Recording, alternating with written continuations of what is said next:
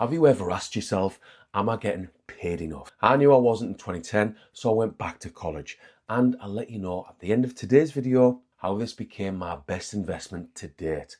But really, today is all about the latest UK salary data by percentile, age, region, and industry, so you can see exactly where you stand. By the end, you'll know if you're above average, bang average, or due a pivot. And importantly, I'll give you actionable steps to improve your current situation. The UK pay ladder. Now, you might be asking why an investing channel is talking about average wages. It's because I want as many people as possible to start investing. And a big part of that is having enough to invest in the first place, obviously. Let's start with the numbers. Median pay, top 50%, 29k. If you're earning this or more, you're already above half the country. Top 25%, 45k, which is about 3,700 a month before tax. Top 10%, 67k, about 5,600 a month. Top 5%, 91,000, about 7,600 a month. Top 1%, 190k, about 15k a month. Notice a jump from 5%, top 5% to 1%. It's massive. That's how income is distributed. A small slice earns a lot more than the next slice down. But this doesn't mean everyone in the top 1% has enough left over to invest, because it's not just how much money you earn, it's how you manage your money. If you want help with this very topic, type yes below and you can join my investing community on School. My intention with this video is to get you thinking about investing and whether or not you have enough spare money to actually invest.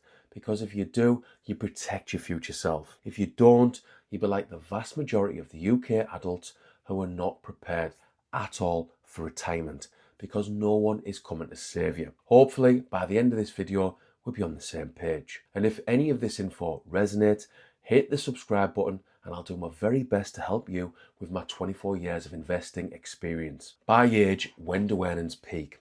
Let's get more into average salaries, but we'll look at ages as well.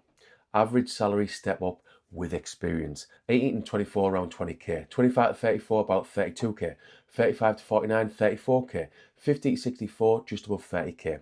35 to 49 is the earnings peak. Experience plus leadership roles tends to do that. My question to you is this: do any of them earnings sound enough? To be honest, they don't to me when you consider the cost of living. Now, I'm sick of the cost of living, to be honest. No matter what you earn, you always feel stuck. I'm literally seeing everyone around me struggling.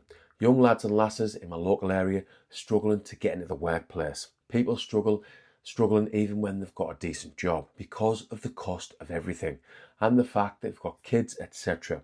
Not forgetting about people struggling in retirement. The solution for me is simple: education and investment into assets.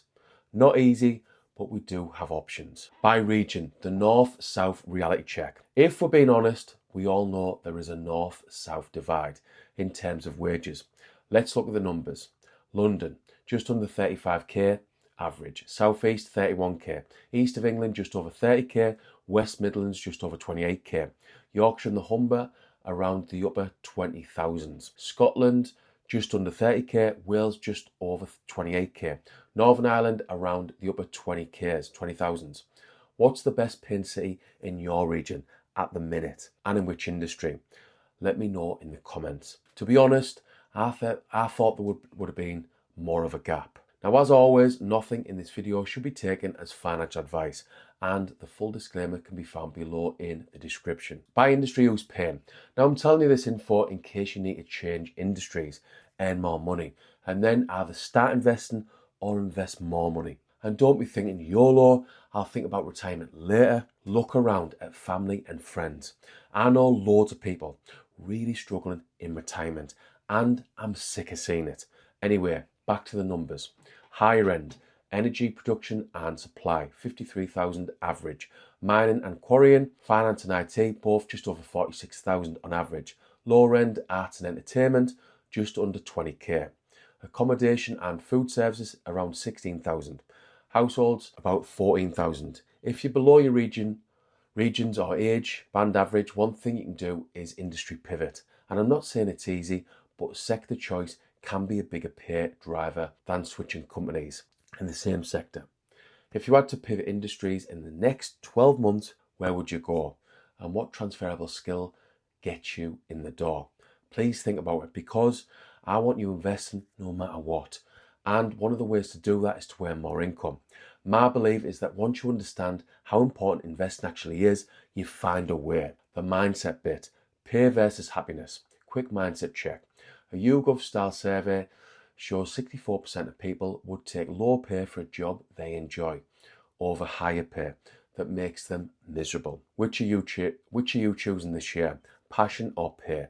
And what's the exact number that would sway you to switch? Put your number in the comments. Personally, I would go for pay because I'm in an aggressive wealth building phase of my life. Action plan, how to use this info. 3 simple things to do from today. 1, benchmark properly. Identify your percentile, age, band, region, industry, write it down. 2, pick the biggest lever. Is it skills, location or sector? Choose one lever to pull in the next 90 days. 3, set an income target, e.g. move from median to top 25% in 12 months, and list 3 actions to get there. Certification, portfolio, negotiation. The easiest is probably to ask for a pay rise. If you don't ask, you don't get. What's your 12-month income target and your first next step? Comment below and hold yourself accountable. Why investing is so important. Apologies if you've heard this story or similar on this channel. I'm trying to use personal stories to drive home the importance of investing so you can look after yourself and so you're not struggling later in life. I invested £500 a month and it was stocks and shares ISA at 18 for 6 months, but stopped and spent all of my money on a lad's holiday to Ibiza. Huge mistake. This was down to a lack of financial education. Let's say I was taught about things like compound interest at school. I know for a fact I would have invested from 18 to now, so that's a full 24 years. If I got average returns of 10%, that would mean I would be sat on £594,000. And looking at that huge amount, 450,000 is made up of interest earned. This is the power of consistent investing in index funds, the power of compound interest. Summary. There are 2 ways you find enough money to invest. 1 is to reduce your expenses, 2 is to earn more income. If you can manage it, you can always try to do both. I published this video to get you thinking about how much you actually earn. Not so you can go out and spend more money. I want you to potentially earn more money, but only so you can invest.